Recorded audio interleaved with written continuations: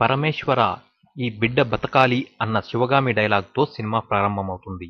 ఒక్క ప్రాణం ఒక్క త్యాగం అన్న సాంగ్తో టైటిల్స్ మొదలవుతాయి. రాక్షస దహనకాండకు వెళ్తుండగా శివగామికి ప్రమాదం. బాహుబలి వచ్చి కాపాడతాడు.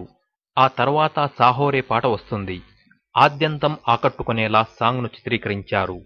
అమరేంద్ర బాహుబలికి పట్టాభిషేకం జరుగుతుందనే విషయం తలుచుకొని బిజ్జల దేవుడు పగతో రగిలిపోతాడు.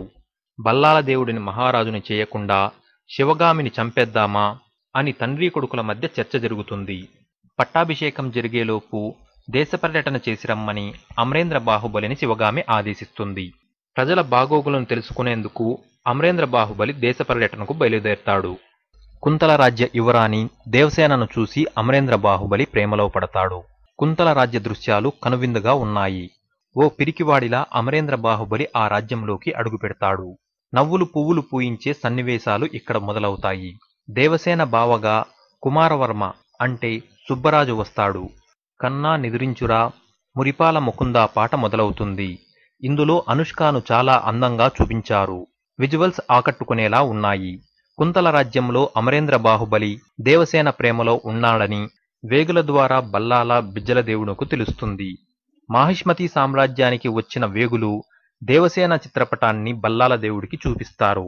దేవసేన అందాన్ని చూసి బల్లాల దేవుడు ఆమెపై మనసు పడతాడు. దేవసేనను సొంతం చేసుకోవడానికి బల్లాల దేవుడు వేసిన ఎత్తుతో కథ కీలక మలుపు తిరుగుతుంది. ఈ సందర్భంగా అత్యంత నాటకీయ పరిణామాలు చోటు చేసుకుంటాయి. దర్శకుడు రాజమౌళి చెప్పిన అసలైన డ్రామా తెరపై కనపడుతుంది. ప్రేక్షకుడిలో అంతకంతకు ఉత్కంఠత పెరిగేలా సన్నివేశాలు వరుసగా వస్తుంటాయి. ఇదే తదుపరి కథకు కీలకం. అనూహ్య పరిణామాలతో దేవసేన మాహిష్మతి సామ్రాజ్యంలోకి అడుగుపెడుతుంది. ఆ తర్వాత వచ్చే ప్రతి సన్నివేశము కథలో చాలా కీలకమైనవి. అమరేంద్ర బాహుబలికి విషమ పరీక్ష ఎదురవుతుంది. అప్పుడు బాహుబలి తీసుకునే నిర్ణయం ఊహించని రీతిలో ఉంటుంది. దేవసేన తెరపై కనిపించిన దగ్గర నుండి విరామం వరకు వచ్చే సన్నివేశాలన్నీ ఊహించని విధంగా సాగుతాయి. అంతకంతకు పెరిగే ఉత్కంఠ సన్నివేశాల మధ్య మాహిష్మతి ఊపిరి పీల్చుకో అంటూ ఇంటర్వెల్ పడుతుంది. విరామం తర్వాత సన్నివేశాలు చకచకా సాగిపోతాయి. కథలో బలమైన సన్నివేశాలు వస్తాయి. ఒకటి తరువాత ఒకటి చోటు చేసుకుంటున్న పరిణామాలతో అమరేంద్ర బాహుబలి రాజ్యాన్ని విడిచి వెళ్లిపోవాల్సి వస్తుంది. ఈ సందర్భంగా వచ్చే దండాలయ్య పాట తీవ్ర భావోద్వేగానికి గురిచేస్తుంది. చివరకు బాహుబలి మాహిష్మతిని విడిచి వెళ్లిపోతాడు. సన్నివేశాల్లో నాటకీయ పాళ్లు పెరగడమే కాదు, ఆసక్తి పెంచేలా సాగడం, తర్వాత సన్నివేశం ఏమవుతుందా అన్న ఉత్కంఠకు గురిచేసేలా ఉంటాయి. ప్రేక్షకుడు కథలో పూర్తిగా విలీనమైపోతాడు.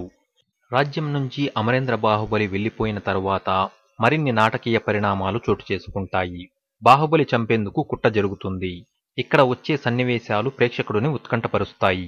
బాహుబలి ద కన్క్లూజన్ ద్వారా ఏ ప్రశ్నకు సమాధానం కోసం యూత్ సినీ ప్రపంచం ఎదురు చూసిందో ఆ సన్నివేశాలు రానే వచ్చాయి. దర్శకుడు జక్కన్న చెప్పినట్టు ఆ ప్రశ్నకు సమాధానం ఒక్క ముక్కలో లభించదు.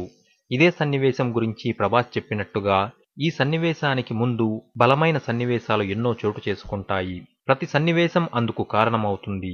అవన్నీ బాహుబలిని కట్టప్ప చంపేందుకు కారణమవుతాయి.